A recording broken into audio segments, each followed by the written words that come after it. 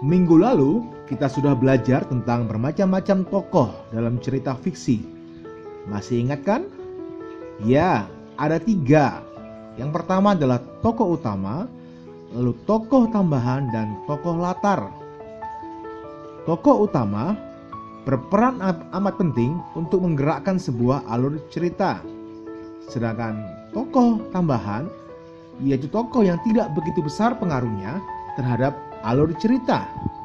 Lalu tokoh latar adalah tokoh yang sama sekali tidak berpengaruh terhadap pengembangan sebuah alur cerita. Dalam sebuah cerita, kita dapat menemukan berbagai macam watak, sifat, atau karakter dari tokoh-tokoh cerita tersebut. Ada yang karakternya baik, ada yang penolong, ada yang sombong, dan sebagainya. Nah, kita akan menyaksikan video pembelajaran berikut ini. Teks bacaan terdiri dari 2, 1 fiksi dan 2 non-fiksi.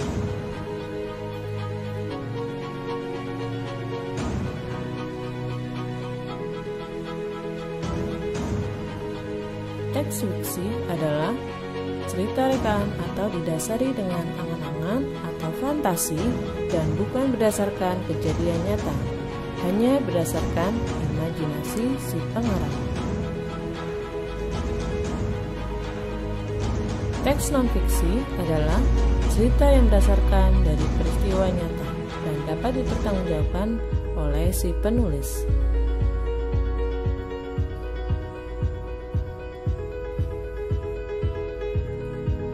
Unsur-unsur intrinsik dalam cerita. 1. Tokoh. Pelaku yang ada pada bacaan. Contohnya, pada cerita Malin Kundang ada Malin Kundang, Ibu Malin Kundang, istri Malin Kundang, serta masyarakat. Watak atau karakter atau penokohan, yakni karakter atau sifat pada tokoh itu. Contoh cerita pada Malin Kundang, yakni wataknya durhaka dan sombong. Latar, tempat dan waktu terjadinya cerita. Misalnya, tempatnya di pantai dan pada siang hari.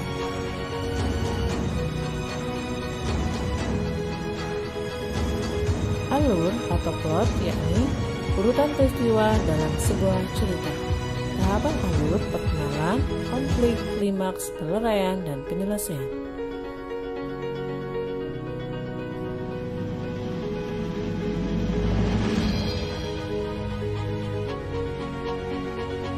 Tema, yakni gagasan pokok atau ide pemikiran tentang suatu hal, salah satunya dalam membuat sebuah cerita.